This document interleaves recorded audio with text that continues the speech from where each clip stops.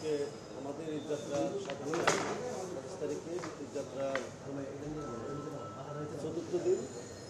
তো আলহামদুলিল্লাহ প্রতিদিনের মতোই আমাদের আজকে সকল ট্রেন সঠিক সময় সেরে গেছে। শুধুমাত্র একটা ট্রেন আমাদের নীলসাগর এক্সপ্রেস, এই ট্রেনটা 1 ঘন্টা 15 মিনিট লেটে গেছে, লেটে আসার কারণে। আর সকল ট্রেনের আইটেম সেরে গেছে। জাতি সাধারণের স্বাচ্ছন্দ্য ভ্রমণের ক্ষেত্রে যতটুকু নিরাপত্তা দেওয়া দরকার এবং চেকিং দরকার সব কিছুই অ্যারেঞ্জমেন্ট আছে, সব কিছু সম্পন্ন হয়েছে, আপনারা দেখতেছেন।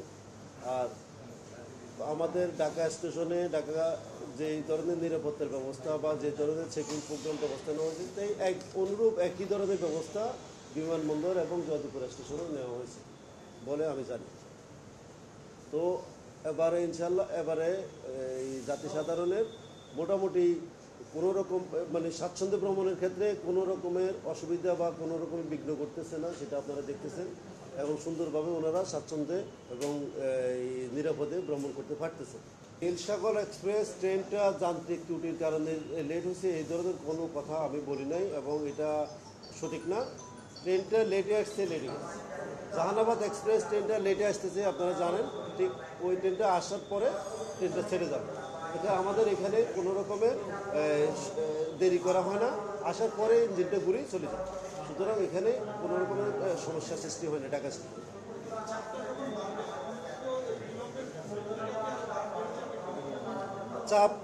চাপ আজকে 27 তারিখ বৃহস্পতিবার, আজকেও কম না। আমরা কোনো ট্রেন আজকেও কম না, কিন্তু বিষয়টা হলো যে ট্রেনগুলো যখন সঠিক সময় ছেড়ে যায় তখন যাত্রী সাধারণ আর এখানে ভিড় করে না, যার জন্য আপনারা চাপটা দেখতেছেন। কিন্তু চাপ প্রতিদিনই আছে, কারণ আমরা টিকিটের যে পরিসংখ্যান সেই পরিসংখ্যান বলতেছে টিকিট বিক্রি ভালো এবং সেটা চাপও আছে। কিন্তু এখানে কোনো সঠিক সময় ট্রেনটা ছেড়ে গেলে যাত্রী সাধারণ ভিড় যখন থাকে না তখন চাপটা বোঝা যায়। ফিরতি টিকিট আমাদের আপনারা জানেন 33,491টা টিকিট আমরা প্রতিদিন ঢাকামুখী বিক্রয় করি। আর সেক্ষেত্রে আজকে সকাল 9টা পর্যন্ত আমার কাছে যে পজিশন আছে 13,611টা টিকিট বিক্রি হয়েছে এবং বিক্রি চলমান। আমরা ঈদযাত্রায় আন্তনগর ট্রেন, মেইল এক্সপ্রেস, কমিউটার সকল ট্রেনে মিলিয়ে আমরা প্রতিদিন 50,000-এর উপরে যাত্রী পরিবহন করতেছি এবং সেইভাবে আপনার যাত্রী পরিবহিত হচ্ছে।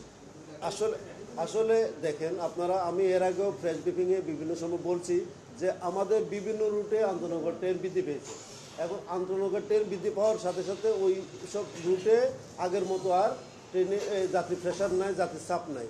তো যার জন্য সব জায়গায় যেখানে যাত্রীর প্রেশার আছে, চাপ আছে, সেই অনুযায়ী এই স্পেশাল ট্রেনগুলো দেওয়া হয়েছে।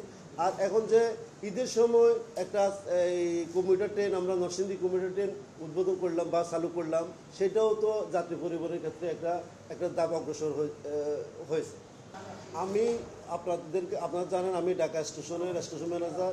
রূপসী বাংলা ট্রেনটা আপনার এখন যে ট্রেনটা আসতেছে এটা খুলনা থেকে আসতেছে, বেনাপোল থেকে আসতেছে। বেনাপোল থেকে আসার পরে ছেড়ে যাবে। এখন এই ট্রেনটা ক্ষেত্রে আপনারা ওইটা পশ্চিমাঞ্চলের কোন স্টেশনে কোন বা কোথায় কী হয়েছে আমার সেটা জানা নেই, আমার কাছে সেই তথ্যটা নাই যে কোনো দুর্ঘটনা ঘটছে কিনা। তো যার জন্য আমি সঠিক তথ্য না জানি বলার ঠিক। যেহেতু শেষ কর্মদিবস এবং বৃহস্পতিবার, সেদিকে বরাবরই বৃহস্পতিবারে বিকেলের দিকে প্রেশারটা বেশি হয়। তো ঈদ উপলক্ষে একটু ভালো প্রেশার হবে মনে করেন। আমরা আমাদের চট্টগ্রাম ঢাকা স্টেশনটা নিষিদ্ধ করার ক্ষেত্রে বিভিন্ন পয়েন্টে আমাদের নিরাপত্তার ব্যবস্থা রেখেছি। আর আপনারা দেখছেন কিভাবে আমরা এই 3 ধাপে চেকিং করে যাত্রী সাধারণকে স্টেশনে প্রবেশ করাচ্ছি। এখন আমরা এই বিষয়ে নিরাপত্তা এবং আমাদের চেকিং বিষয়টাকে সর্বোচ্চ গুরুত্ব দিয়া এটাকে যাতে ঠিক রাখতে পারি সেই চেষ্টা আমরা সবসময় করে যাব এবং সেটাতে আমরা সচেষ্ট থাকি না। এখন আমার কাছে চিন্তার কোনো অভিযোগ নিয়ে কেউ আসে নাই, প্রথম কথা। দ্বিতীয় কথা, যে যাত্রী চিন্তার শিকার হয়েছেন সেটা কি আমার স্টেশনে না অন্য কোথাও, অন্য কোথাও ছিনতাইয়ের শিকার হয়ে স্টেশনে আসি বলতেছেন, সেটা আমি জানি না, কারণ ঢাকা স্টেশনে ছিনতাইয়ের কোনো অভিযোগ এই পর্যন্ত হয় নাই বা পাই নাই। আর আমরা বারবারে আমাদের আরএমবি, জিআরপি, নিরাপত্তা আইনশৃঙ্খলা বাহিনীর সদস্যদেরকে বারবারে বলতেছি যাতে কোনো রকমের টোকায় বা কোনো রকমের হকার স্টেশনের ভিতরে প্রবেশ করতে না পারে। আর এই বিষয়ে আমরা সর্বোচ্চ সজাগ আছি এবং আরও ব্যবস্থা নিব। ইফতারের সময় স্টেশনের ভিতরে কোনো খাবার বিক্রি করার কোনো সুযোগ নাই, কেউ করে না। এখন ইফতারের সময় ট্রেনে খাবার বিক্রি হয়, আর জাতিসাধারণ নিজেরা হোটেল থেকে বা নিজেদের উদ্যোগে খাবার নিয়ে আসে।